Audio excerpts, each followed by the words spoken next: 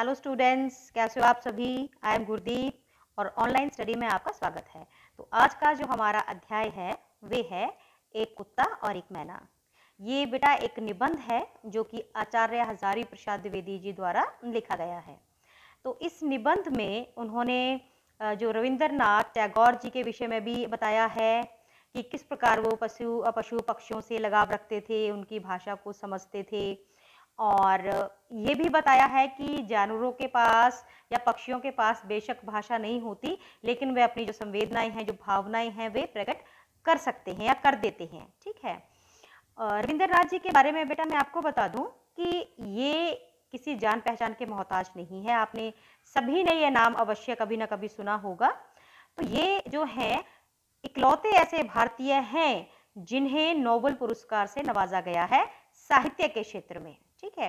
वैसे तो जो नोबेल पुरस्कार है समय समय पर कभी ना कभी तो जो भारतीयों को वो मिलते रहे हैं, कि जैसे कि अमर्त्य सेन जी को मिला था इकोनॉमिक्स में, लेकिन साहित्य में लेने वाले ये इकलौते हैं जिन्हें गीतांजलि पर नोबेल पुरस्कार जो है मिला है।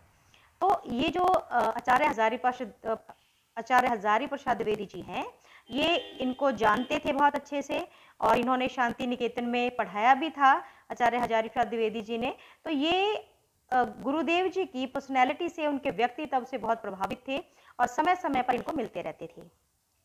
तो प्रश्न करवाने से पहले मैं आपको थोड़ा सा इसका सार मैं आपको बता देना चाहती हूँ कि इसमें आचार्य हजारी प्रसाद द्विवेदी जी ने ये बताया है कि जो गुरुदेव हैं उनकी तबीयत कुछ ठीक नहीं रहती थी, तो इसीलिए वे शांति निकेतन छोड़कर वो श्री निकेतन चले गए थे। वह जो उनका पुश्तैनी मकान था, उसकी भी वो जो तिमंजिला जो मकान था, वो तो तीसरी मंजिल पर वहां चले गए थे। वो वहीं रहते थे क्योंकि वो चाहते थे कि उन्हें थोड़ी सी शांति मिले। वो थोड़ा अकेला रहना चाहते थे क्योंकि शांति निकेतन में उनको बहुत सारे लोग मिलने आते थे, उनको उनके दर्शनार्थी जो थे।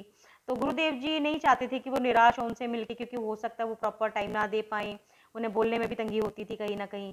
तो बस वो अकेले रहना चाहते थे, तो वहाँ चले जाते हैं। लेकिन हजारी प्रसाद द्विवेदी जी कहते कि मेरा इतना मन था उनसे मिलने का, क्योंकि बहुत दिन हो गए थे मैंने भी उनके दर्शन नहीं किए थे, तो मैं वो अपने बच्चों के साथ वो श्री निकेतन पहुंच जाते हैं। ठीक है। और वो बच्चों से हालचाल जैसे वो हैं, गुरुदेव जी पूछते हैं, थोड़ी बातें करते हैं।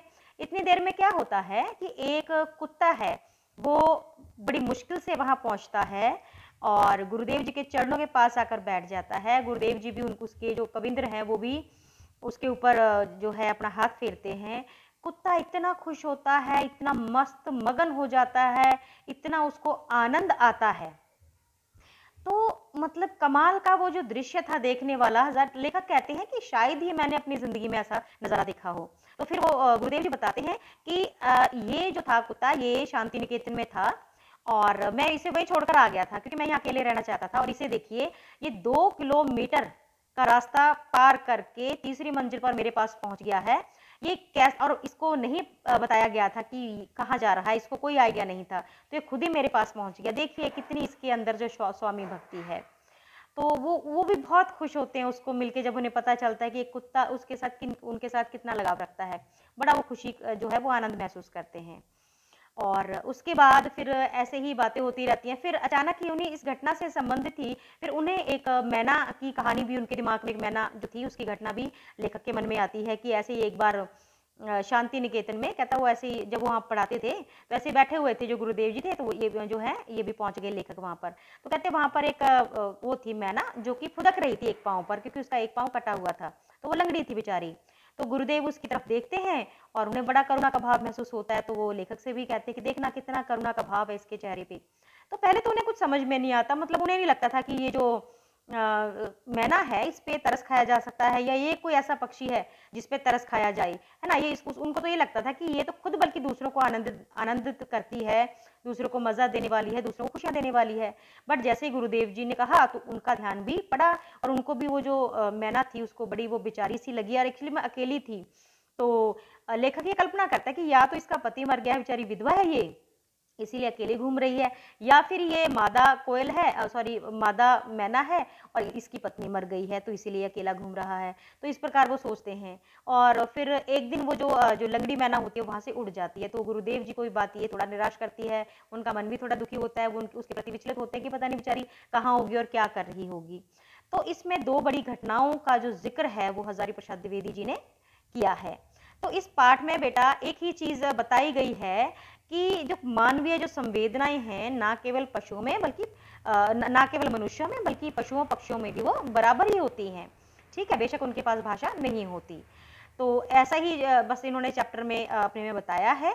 तो आओ अब हम इनके प्रश्न करेंगे कि गुरुदेव ने शांति निकेतन को छोड़कर कहीं और रहने का मन क्यों बनाया। तो जैसा कि मैंने आपको बताया बेटा कि उनकी जो उनका जो स्वास्थ्य था वो सही नहीं था, वो बीमार होना शुरू हो गए थे और वो उनको वहाँ पे शांति निकेतन में बहुत सारे लोग हैं जो उनको मतलब उससे मिलने के लिए आते थे, तो वो तंग हो जाते थे इतने लोगों से मिलके, सबसे वो ढंग से बात भी नहीं कर पाते थे और वो नहीं चाहते थे कि लोग उनसे मिलने के लिए आए और वो ढंग से बात भी ना कर सके, तो इसलिए अब उन्हें एकांत चाहिए था। तो अपने पुश्तैनी मकान श्री निकेतन में वो चले जाते हैं जो वहाँ से 2 किलोमीटर दूरी पे होता है। ठीक है, इसलिए वहाँ चले जाते हैं। अगला प्रश्न है आपका बेटा कि मूक प्राणी मनुष्य से कम संवेदनशील नहीं होते, पाठ के आधार पर स्पष्ट कीजिए।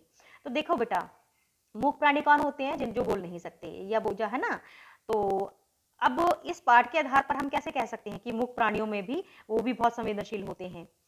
तो अब देखिए इस पाठ में एक कुत्ते का जिक्र हुआ है जो कि रविंद्रनाथ टैगोर जी के पास रहता था शांति निकेतन में, लेकिन जब वो श्री निकेतन में चले जाते हैं तो वहाँ वो कुत्ता उनका पीछा करता हुआ वहाँ भी पहुँच जाता है और उसे किसी ने नहीं बताया था कि भाई वो कहाँ रहते हैं, कहाँ चले गए रहने के लिए। और दूसरा फिर जब उनकी मतलब कि डेथ होती है, वो उनका निधन होता है रविंद्रनाथ जी का, तो पूरी भीड़ जो है शोकग्रस्त होके उनकी जो उनके पीछे पीछे चलती है अर्थी के पीछे, तो वो कुत्ता भी उनके पीछे पीछे ही जाता है और उनका जो कलश होता है, उनका जो है ना जिसमें उनकी अस्थियां होती हैं, उन अस्थि कलश के पास वो बेचारा बैठा रहता है और आंसू बहाता रहता है। तो बेशक उसके पास भाषा नहीं थी लेकिन वह उनसे लगाव रखता है, वे बिना बताए अपने मालिक को ढूंढ लेता है, 2 किलोमीटर दूर जाके तीसरी मंजिल पर पहुंचकर वो अपने स्वामी को ढूंढता है, उनका स्पर्श पाकर आनंदित होता है, उनके जाने पर दुखी होता है। तो इसी आधार पर बेटा हम कह सकते हैं कि बेशक मूक प्राणियों के पास भाषा ना हो लेकिन वो मनुष्य से किसी भी किस्म से वो संवेदनशील कम नहीं होती। ठीक है, अगला आपका प्रश्न है कि गुरुदेव द्वारा मैना को लक्ष्य करके लिखी कविता के मर्म को लेखक कब समझ पाया था। रविंद्रनाथ टैगोर जी ने कविता लिखी थी जो कि मैना पे बेस्ड थी। उन्होंने उसके बारे में लिखा था कि मैना ऐसे आती है, वो बेचारी है ना, उसके चेहरे पे उन्हें करुण भाव नजर आता है। तो इस प्रकार मतलब वो जो कविता, हालांकि गुरुदेव ने ये जो लेखक है उन्होंने ये कविता गुरुदेव की पढ़ी हुई थी, लेकिन तब उन्हें उस कविता का एक्चुअली जो दुख था, जो मर्म था, जो सार था वो समझ में नहीं आया था। वो समझ में कब आया, जब एक बार गुरुदेव के साथ लेखक बैठे हुए थे तो वहां एक मैना आकर फुदकने लग जाती है। वो एक टांग से लंगड़ी होती है, वो एक पैर पे ऐसे फुदक रही है, वो बाकी मैनाओं के साथ नहीं है। तो फिर वो कहते हैं गुरुदेव कि देखो ये बेचारी के चेहरे पे कितना करुणा भाव है, बड़ी दया आ रही है इस पे। तो लेखक को ये लगता है कि मैना भी कोई ऐसी दया करने वाली चीज है, बल्कि ये तो दूसरों को खुशी देने वाला पक्षी है। और वो सोच भी नहीं सकते थे कि कोई पक्षी भी मतलब ऐसे निराश हो सकता है या खुश हो सकता है। लेकिन जब गुरुदेव ने बताया और जब लेखक ने भी देखा उस मैना की ओर, तो सच में उन्हें करुणा का भाव उस मैना के चेहरे पे नजर आया। वो सचमुच दया की पात्र थी, वो सचमुच, और उन्हें ऐसा लग रहा था लेखक को कि शायद इसका पति मर गया है, बेचारी है ना, अकेली घूम रही है, विधवा है, इसीलिए अकेली है, समाज से कटी कटी है, जो उनका अपना समाज था मैनाओं का, या फिर ये मादा मैना है और इसकी जो है वो जो इसकी पत्नी है वो मर गई है। तो ऐसा वो इस प्रकार की वो कल्पना करते हैं उसे देखकर। ठीक है, अगला है बेटा, प्रस्तुत पाठ एक निबंध है। निबंध गद्य साहित्य की उत्कृष्ट विधा है जिसमें लेखक अपने भावों और विचारों को कलात्मक और लालित्यपूर्ण शैली में अभिव्यक्त करता है। बिल्कुल सही। इस निबंध के में उपयुक्त विशेषताएं कहाँ झलकती हैं, किन्हीं 4 का उल्लेख कीजिए।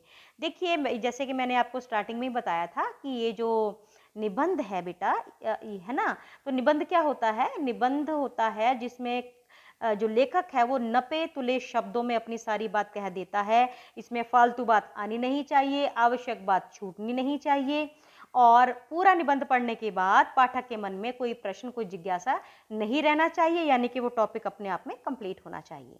तो अब इस पाठ के आधार पे हम बताएंगे कि किस प्रकार का निबंध है।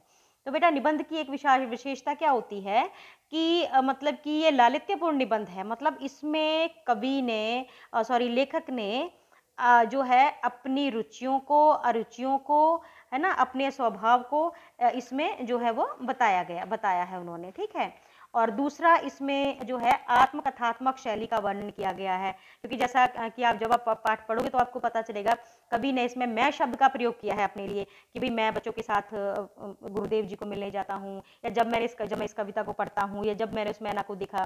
तो इस प्रकार जो मैं का भाव आता है तो ये आत्मकथात्मक शैली का निबंध है।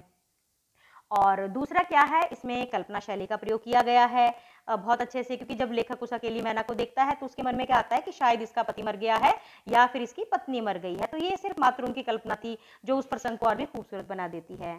और तीसरा इसमें क्या है बेटा कि इसमें मानवीकरण शैली जो है वो अपनाई गई है। मानवीकरण शैली क्या होती है कि जब हम प्रकृति पर या मतलब कि पशु पक्षियों पर हम मानव होने का उन पे आरोप करते हैं, तो यहाँ पर जैसे कुत्ता और एक मैना की स्टोरी आई है, तो हमें कहीं भी एहसास नहीं होता कि ये मात्र एक जानवर या पक्षी है, बल्कि उनमें मानवीय संवेदनाएं कूट कूट कर भरी हुई हैं।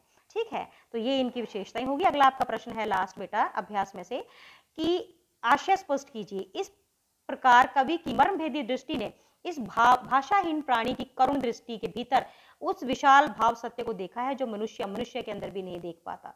तो देखिए कितनी बड़ी बात इन लाइनों में कही गई है कि कवि के पास एक मर्मभेदी दृष्टि थी जो कि इन भाषाहीन प्राणियों के अंदर जो एक जो विशाल इसमें मानव का सत्य छुपा हुआ है, जो मानव की भावनाएं छुपी हुई हैं, उन्होंने उस चीज को देखा। उन्होंने कुत्ते की भक्ति भावना को पहचाना, कुत्ते का जो उन्होंने विश्वास जो है कुत्ते का कितना है उन पर, वो उस चीज की उनको समझ आई। कुत्ता उनसे कितना लगाव रखता है, वो मैना को भी रोज देखते हैं, उनमें वो उसको बेचारापन महसूस करते हैं। तो उस कवि ने कुत्तों में, पक्षियों में उस चीज को देखा जो एक मानव किसी मानव में भी नहीं देखता। मतलब कि जैसी ये भावनाएं हैं, कई बार हम दूसरे मानव में भी इस प्रकार की भावनाओं को हम नहीं देख पाते, है ना, हम उनको इग्नोर कर देते हैं। लेकिन कवि वो इतने महान है, इतने प्यारा उनका व्यक्तित्व है कि पशु पक्षियों में भी वो मनुष्य की भावनाओं को खोज लेते हैं। तो यही इसका आशय है बेटा। तो ये था आपका चैप्टर एक कुत्ता और एक मैना। उम्मीद करती हूँ बेटा आपको कि ये चैप्टर आपको बहुत इंटरेस्टिंग लगा होगा। तो ये आपके प्रश्न जो है अपने 5 आपके अभ्यास के आपने जरूर करने हैं।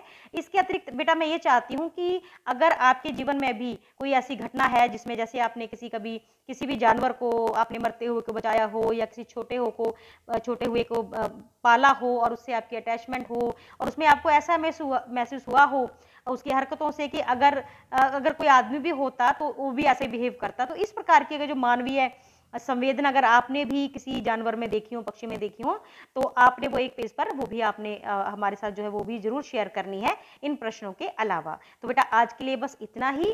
पीडीएफ फाइल आपको भेज दी गई है, ध्यान से पढ़िएगा और इन प्रश्नों को दिल से करिएगा, मजबूरी से नहीं। धन्यवाद।